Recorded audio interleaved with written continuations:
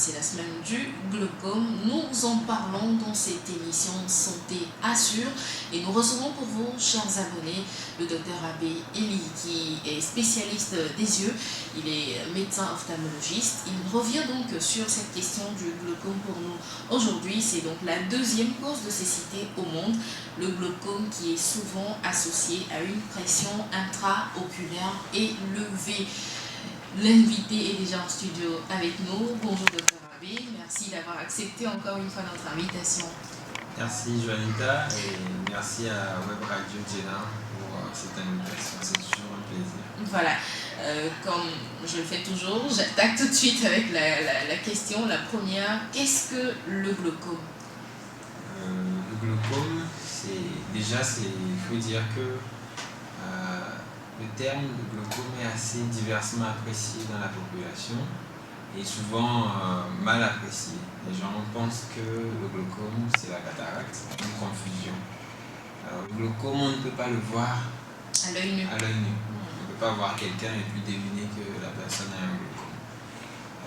Pour dire en termes simples, on va dire que le glaucome, c'est une maladie des yeux qui emporte silencieusement et progressivement la vue en s'attaquant aux nerfs de l'œil, aux nerfs optiques. Donc, quelqu'un qui souffre de glaucome, à l'œil nu, on ne le saura pas. On ne le saura pas. Il n'y a pas de signe clinique qui manifeste qu'il a cette maladie chez la personne? Alors, cette question est un peu délicate. On ne va pas dire oui, on ne va pas dire non. Parce que dans l'immense majorité des cas, le glaucome est asymptomatique. C'est-à-dire que on ne sent rien, on n'a pas de symptômes. Mais oui, il y a des cas où les gens présentent des symptômes. Il y a des douleurs oculaires vives, des maux de tête régulièrement, des fois les yeux qui rougissent. Voilà, c'est les premiers signes qui peuvent nous alerter par rapport à la maladie. Voilà, mais chez la plupart des gens, on a pas mal, on n'a pas de douleur, on n'a rien. Et comment est-ce qu'on sait finalement qu'on souffre de glaucome? Pour savoir si on souffre de glaucome, il faut aller consulter.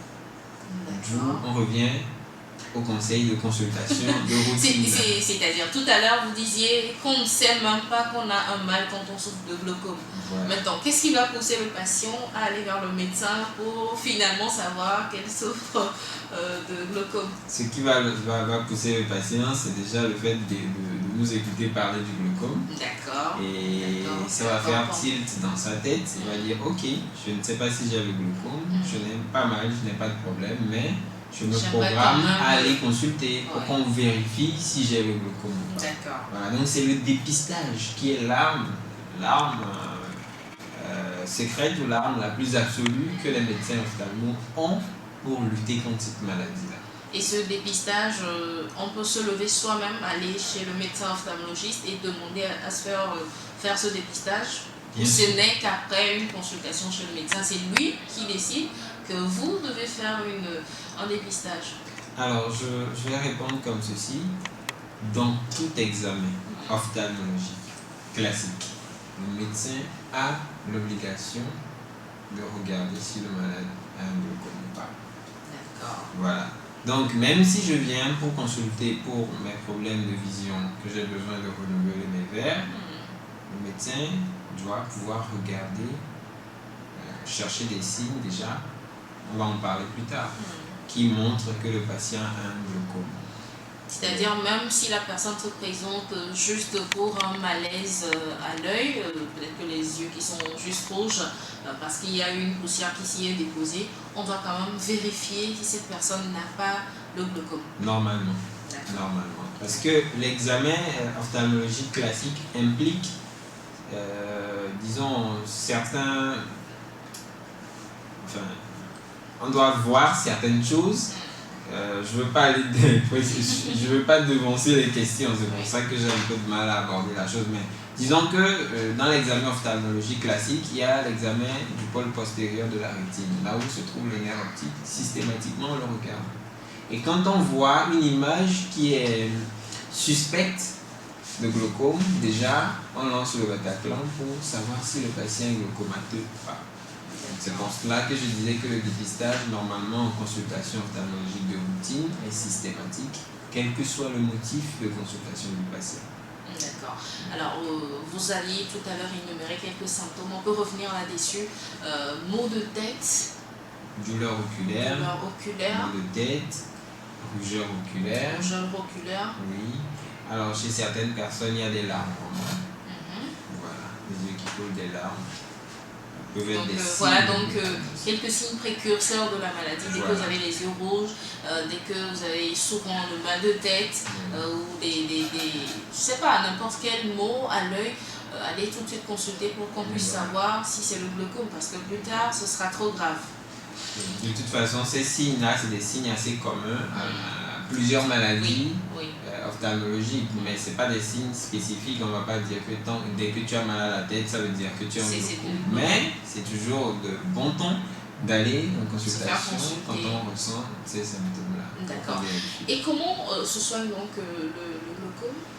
Avant d'aborder la façon dont elle se soigne, je vais un peu expliquer, parce que vous aviez posé une question, je ne suis pas allé au fond du sujet. D'accord. Je vais expliquer un peu la genèse de la maladie.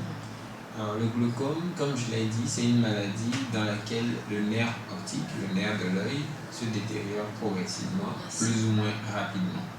Alors, pourquoi est-ce que ce nerf-là va se détériorer?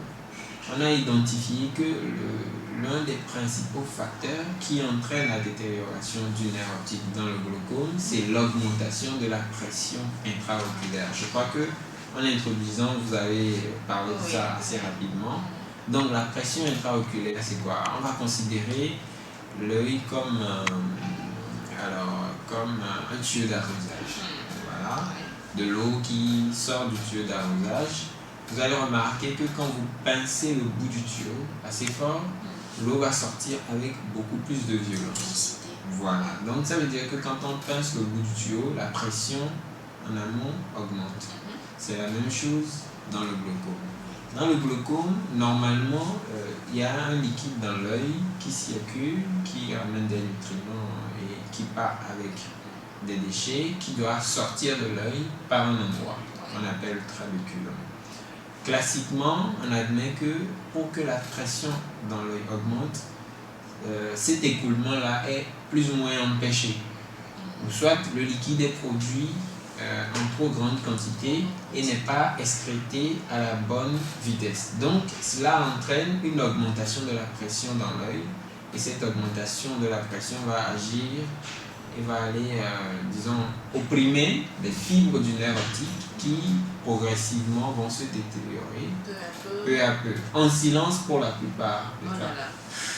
Et si on pouvait savoir... Voilà, souvent ce qu'on observe, c'est quand c'est trop tard que le patient se rend compte que je ne vois plus bien, il vient en consultation, il dit monsieur, madame, voilà, vous avez un glaucome qui est à un stade assez avancé. C'est réversible quand même? C'est le drame. Pour le moment, la science n'a pas encore réussi à trouver le moyen de régénérer un nerf qui est détérioré. C'est là le nœud de la question. Et donc, je reviens à la question d'origine. Comment on fait la prise en charge? Alors, donc, après vous avoir expliqué la maladie, vous comprenez que pour lutter contre cette maladie-là, il faut pouvoir baisser la tension dans l'œil pour que cette tension, cette pression-là ne puisse plus agir sur le nerf optique. Puisse plus monter ou baisser, être à la normale. Être à la normale. On fait tout pour la baisser au mieux qu'on peut. Et pour arriver à cette fin, on a plusieurs armes dans notre arsenal thérapeutique. Donc le premier palier, c'est les traitements médicaux. Donc il y a des comprimés. Bon, les comprimés, on ne les utilise pas trop à cause de leurs effets secondaires, mais on est amené à en utiliser en appoint. Mais ce qu'on utilise le plus, c'est les colliers. Les colliers, des gouttes oculaires qui contiennent des substances dont le rôle est de faire baisser la pression intraoculaire. Voilà, donc ça c'est le premier palier.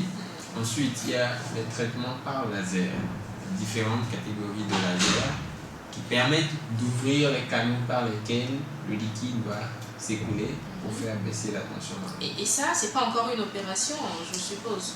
Non, c'est pas une opération au sens propre. Voilà, mais c'est une procédure physique. D'accord. Voilà, on envoie un Parce rayonnement. qu'on en vient quand même parfois à des opérations. C'est pour Voilà. ça que je demande si Voilà, déjà justement. c'est... Donc c'est le deuxième palier et le D'accord. troisième palier, comme vous le dites, c'est la chirurgie. C'est D'accord. l'opération du glaucome qu'on fait aussi pour voilà, Baisser la tension. baisser la tension. C'est quand même intéressant qu'on puisse savoir que c'est possible quand on a cette maladie de pouvoir y remédier. Et la première chose à faire, c'est de consulter pour pouvoir très vite contrer la maladie, ne pas arriver à terme où on vous dit que vous devenez aveugle coûte que coûte. C'est ça. Donc important c'est de le le savoir. dépistage précoce et le traitement précoce. Voilà. Donc par les trois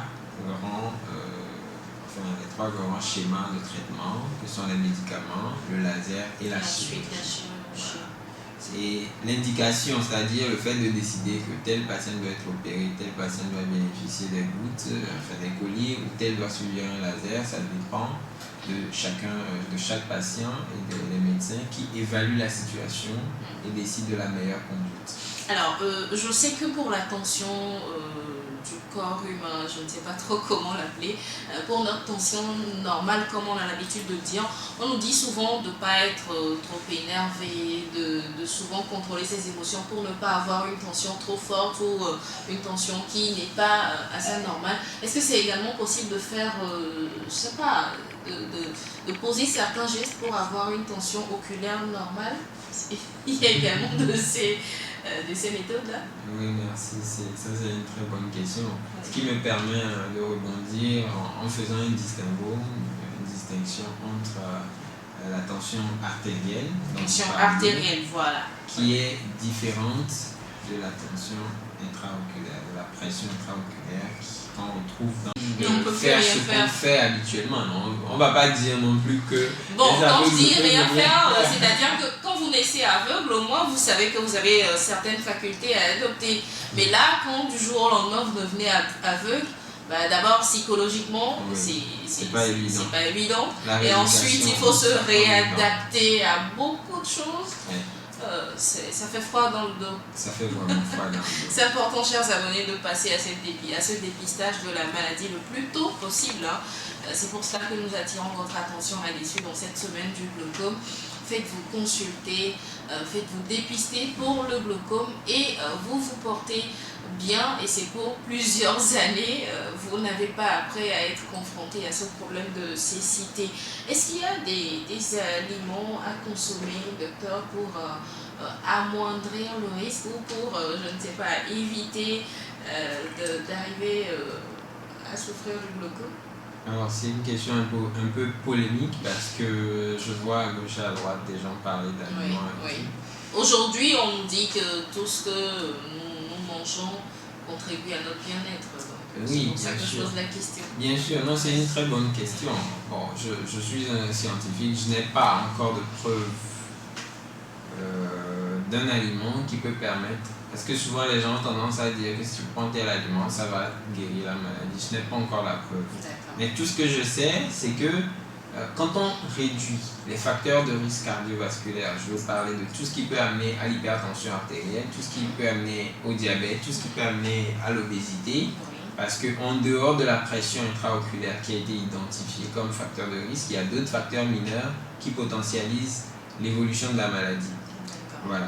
Le fait de lutter contre ces facteurs-là, dont j'ai parlé, l'obésité, le diabète, l'hypertension, permet aussi de réduire l'impact de la maladie.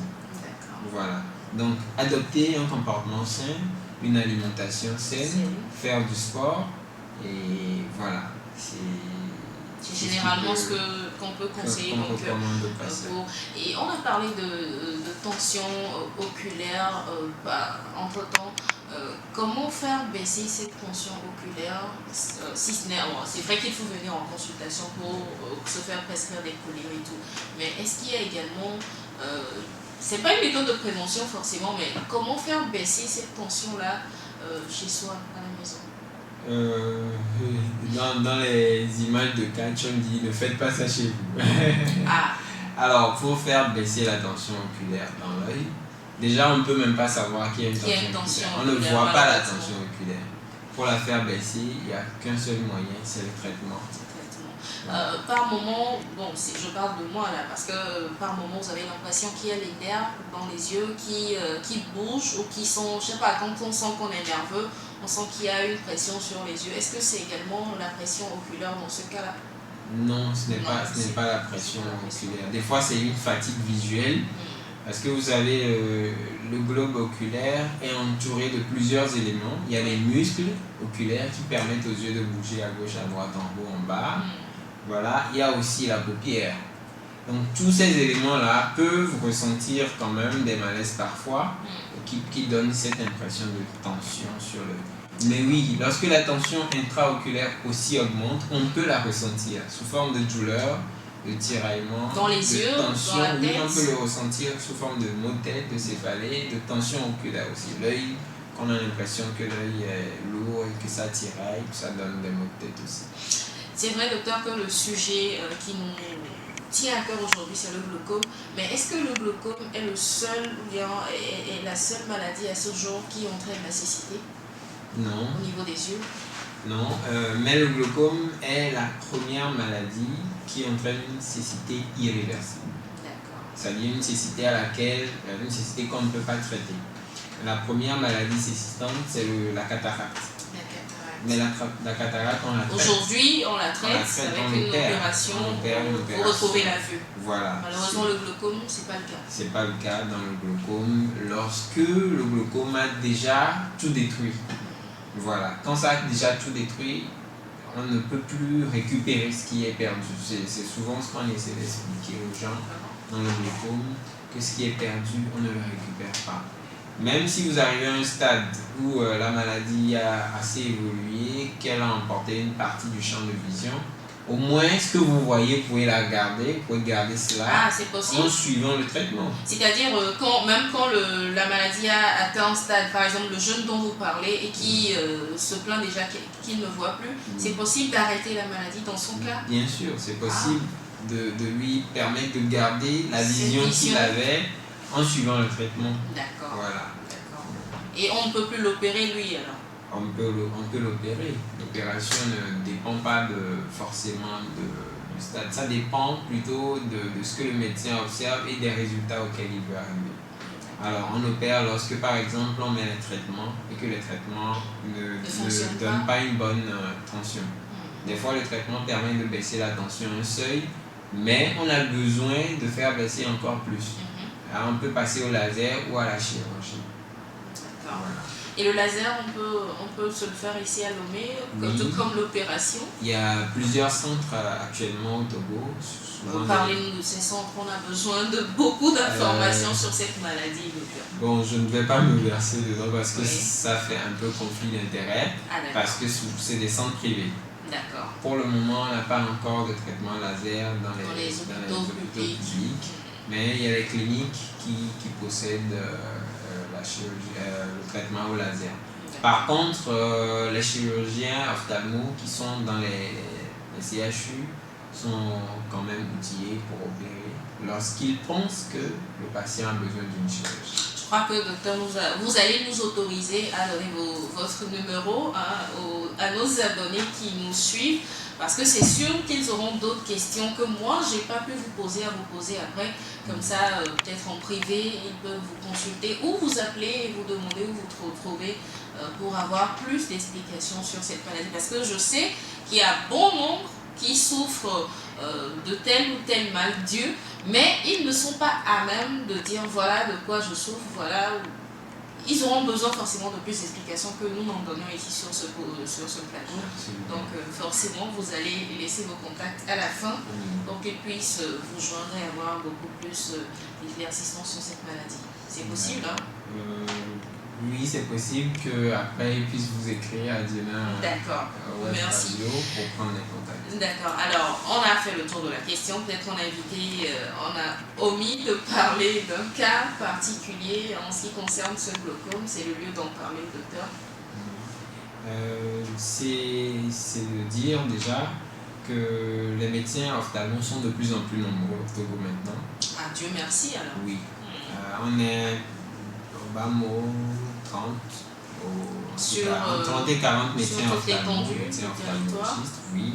Et il y a aussi beaucoup de techniciens d'ophtalmologie qui, dans les régions reculées, font quand même de leur mieux pour apporter leur expertise et poser des diagnostics aussi, voire référer les patients si cela dépasse leur niveau de compétence vers les médecins ophtalmologiques qui sont nombreux.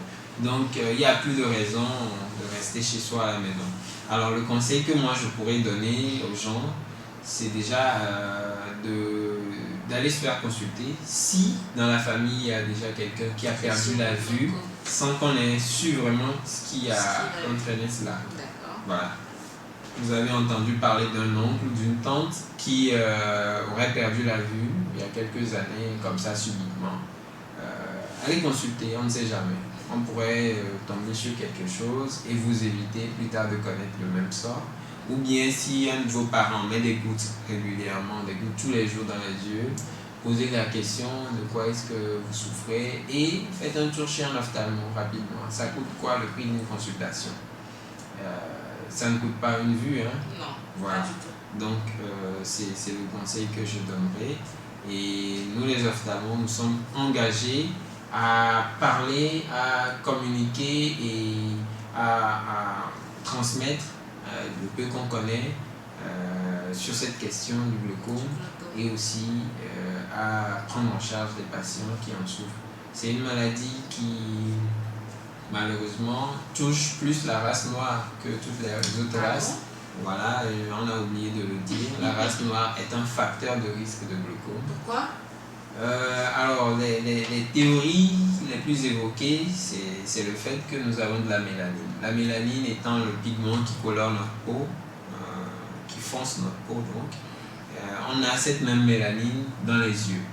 Et c'est cela qui donne la coloration noirâtre à la cornée. Voilà.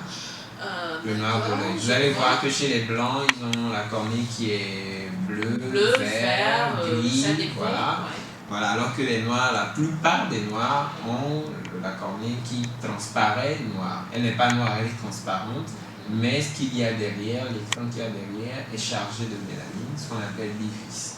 Et donc cette mélanine-là a tendance à aller se déposer dans les mailles du filet, du filtre par lequel le liquide, dont on avait parlé, l'humeur aqueuse, le trou dans lequel l'humeur aqueuse va circuler, la mélanine va se déposer sur les mailles de ce filet-là et donc plus ou moins ralentir l'écoulement. Donc c'est dire que pour souffrir de glaucome, on doit être forcément de peau noire. Non. Ça veut dire que les noirs ont plus de chances d'avoir le glaucome. Donc si on prend 100 noirs, on est quasiment sûr de trouver plus de glaucomateux que les caucasiens, les blancs. Voilà, et les autres races. D'accord. Nous arrivons au terme de cette émission, docteur. Quel sera votre mot de la fin? Je voudrais dire que personnellement, la question du glaucome me tient énormément à cœur. Et prochainement, il y a une association qui est en gestation pour parler de la question du glaucome, l'aborder, essayer de trouver des approches de solutions pour aider les patients qui en souffrent. Et aussi lancer un appel aux autorités, c'est le lieu de le faire, pour que la question du glaucome soit moins occultée, pour qu'on ait plus de moyens pour lutter contre cette maladie-là, que ce soit sur le plan du diagnostic. Je disais tantôt qu'il n'y a pas de laser dans les CHU, c'est quand même pas bien. C'est déplorable. Et on peut faire ce qu'on fait habituellement. On ne va pas dire non plus que... Bon, quand je dis rien faire, c'est-à-dire que quand vous naissez aveugle, au moins vous savez que vous avez certaines facultés à adopter. Mais là, quand du jour au lendemain vous devenez aveugle, d'abord psychologiquement, c'est pas évident. Et ensuite, il faut se réadapter à beaucoup de choses.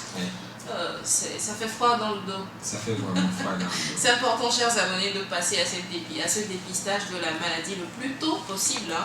C'est pour cela que nous attirons votre attention là-dessus dans cette semaine du glaucome. Faites-vous consulter, faites-vous dépister pour le glaucome et vous portez bien, et c'est pour plusieurs années. vous n'avez pas après à être confronté à ce problème de cécité. Est-ce qu'il y a des aliments à consommer, docteur, pour amoindrir le risque ou pour, je ne sais pas, éviter d'arriver à souffrir du glaucome? Alors, c'est une question un peu polémique parce que je vois à gauche et à droite des gens parler Oui, d'aliments. oui. Aujourd'hui, on nous dit que tout ce que nous mangeons contribue à notre bien-être. Donc, Oui, c'est pour ça bien que je sûr. pose la question. Bien sûr, non, c'est une très bonne question. Bon, je suis un scientifique, je n'ai pas encore de preuves d'un aliment qui peut permettre. Parce que souvent les gens ont tendance à dire que si tu prends tel aliment, ça va guérir la maladie. Je n'ai pas encore la preuve. D'accord. Mais tout ce que je sais, c'est que quand on réduit les facteurs de risque cardiovasculaire, je veux parler de tout ce qui peut amener à l'hypertension artérielle, tout ce qui peut amener au diabète, tout ce qui peut amener à l'obésité, Oui.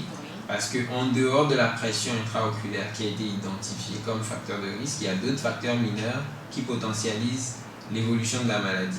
D'accord. Voilà. Le fait de lutter contre ces facteurs-là, dont j'ai parlé, l'obésité, le diabète, l'hypertension, permet aussi de réduire l'impact de la maladie. D'accord. Voilà. Donc, adopter un comportement sain, une alimentation saine, faire du sport, et voilà. C'est généralement ce qu'on peut conseiller. qu'on recommande de passer. Et on a parlé de tension oculaire entre-temps. Comment faire baisser cette tension oculaire si ce n'est... Bon, c'est vrai qu'il faut venir en consultation pour se faire prescrire des collyres et tout. Mais est-ce qu'il y a également... c'est pas une méthode de prévention forcément, mais comment faire baisser cette tension-là chez soi, à la maison? Dans les images de catch, on dit ne faites pas ça chez vous. Ah.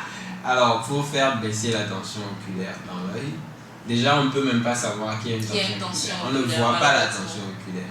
Pour la faire baisser, il n'y a qu'un seul moyen, c'est le traitement. Par moment, bon, je parle de moi là, parce que par moment vous avez l'impression qu'il y a les nerfs dans les yeux qui bougent ou qui sont, je sais pas, quand on sent qu'on est nerveux, on sent qu'il y a une pression sur les yeux. Est-ce que c'est également la pression oculaire dans ce cas-là?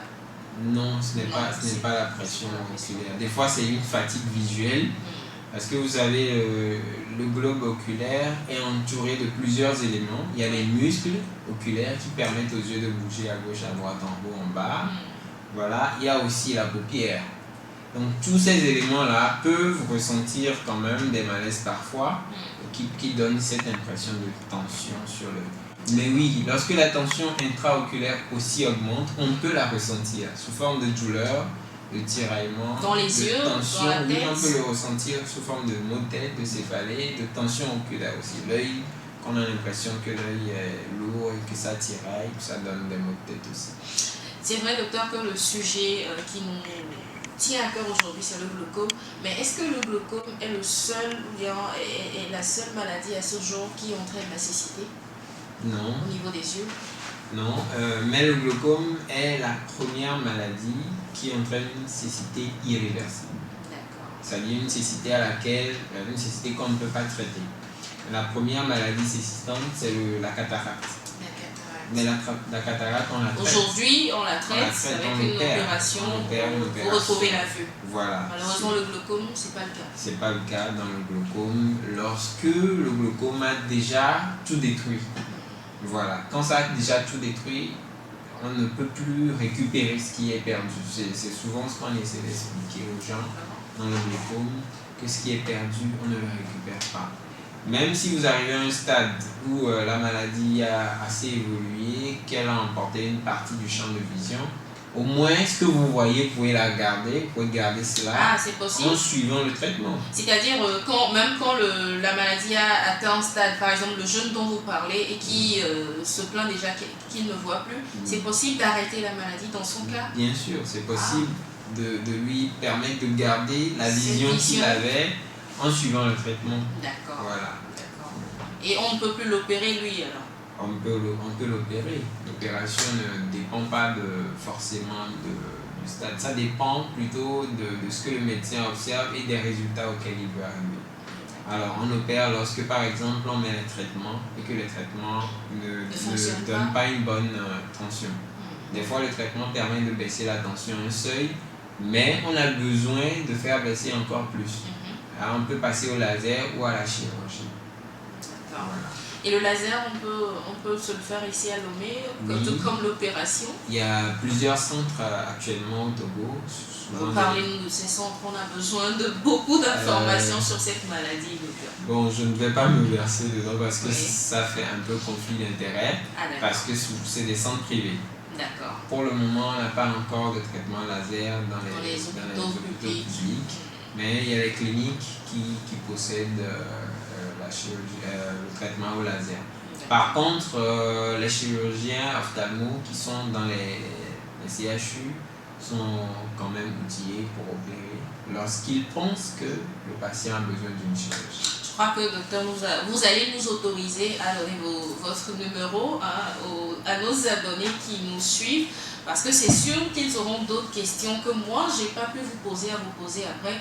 Comme ça, peut-être en privé, ils peuvent vous consulter ou vous appeler et vous demander où vous trouvez pour avoir plus d'explications sur cette maladie. Parce que je sais qu'il y a bon nombre qui souffrent de tel ou tel mal Dieu, mais ils ne sont pas à même de dire voilà de quoi je souffre, voilà.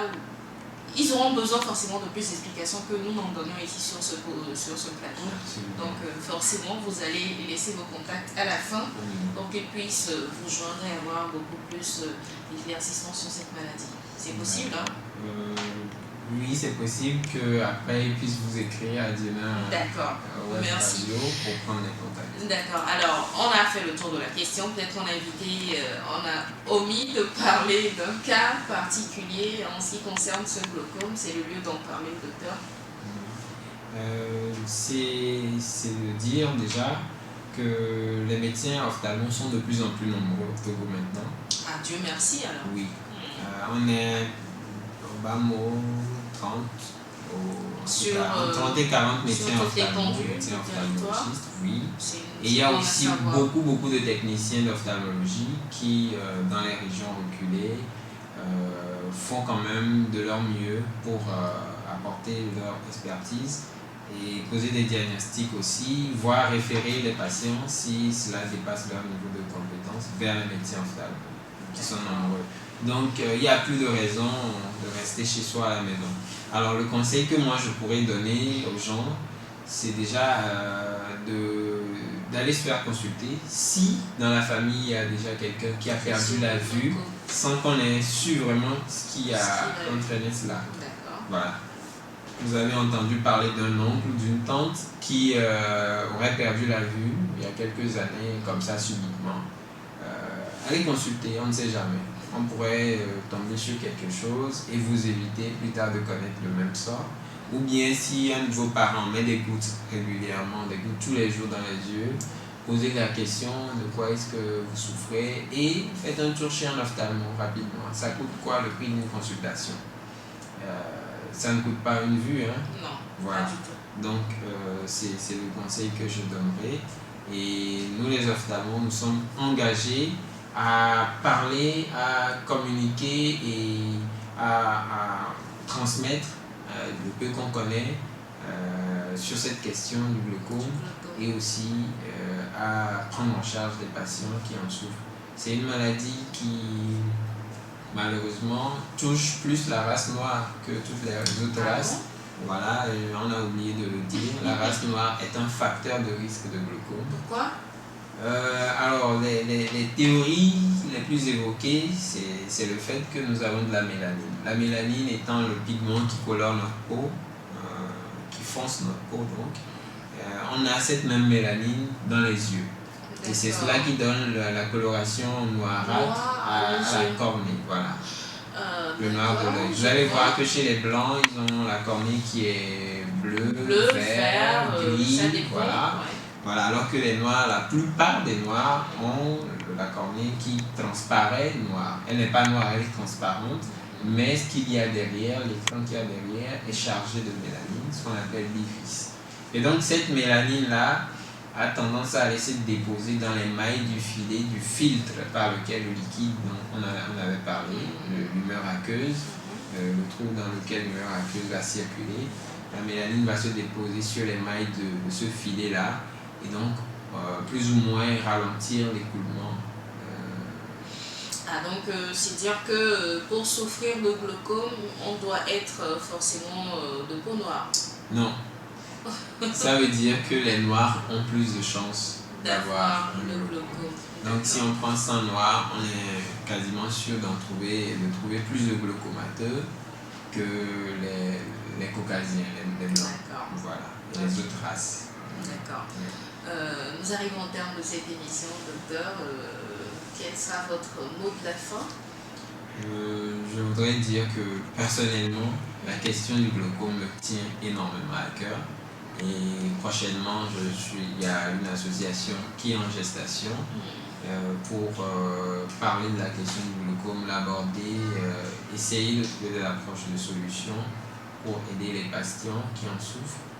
Et aussi faire lancer un appel aux autorités, c'est le lieu de le faire, pour que la question du glaucome soit moins occultée, pour qu'on ait plus de moyens pour lutter contre cette maladie-là, que ce soit sur le plan du diagnostic. Je disais tantôt qu'il n'y a pas de laser dans les CHU, c'est quand même pas bien.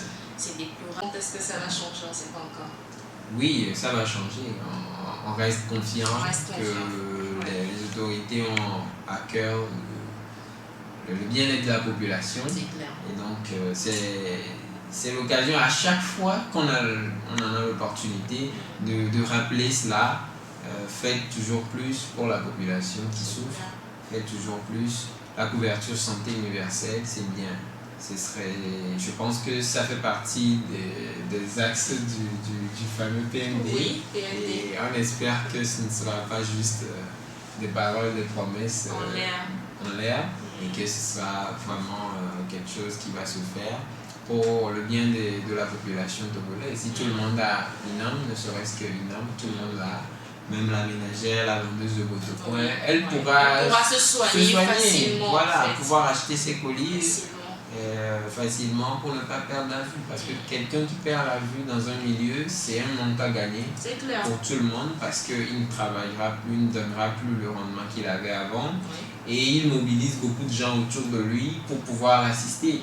Et ça aussi, c'est un manque à gagner. Il faut avoir les moyens pour pouvoir mobiliser également ces personnes-là autour de soi. Exactement.